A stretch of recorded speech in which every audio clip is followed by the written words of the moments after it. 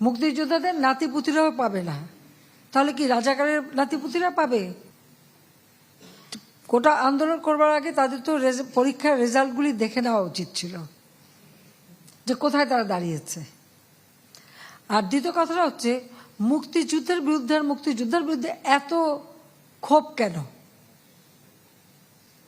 মুক্তিযোদ্ধাদের নাতিপুতিরাও পাবে না, তাহলে কি রাজাকারের নাতিপুতিরা পাবে?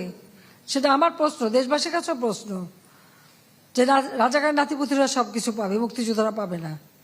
অপরাধটা কি? নিজের জীবন বাজি রেখে, নিজের পরিবার সংসার সব কিছু ফেলে দিয়ে যারা মুক্তিযুদ্ধে অংশগ্রহণ করেছিল, দিন রাত খেয়ে না খেয়ে, কাদা মাটি ভেঙে, রোদ বৃষ্টি ঝড় সব মোকাবেলা করে যুদ্ধ করে এই দেশে বিজয় এনে দিয়েছিল। আর বিজয় এনে দিয়েছিল বলেই না আজকে সবাই উচ্চ পদে আসীন, আজকে গলাবারে কথা বলতে পারছে। নইলে তো ওই পাকিস্তানিদের বুটের লাথি খেয়ে চলতে হতো।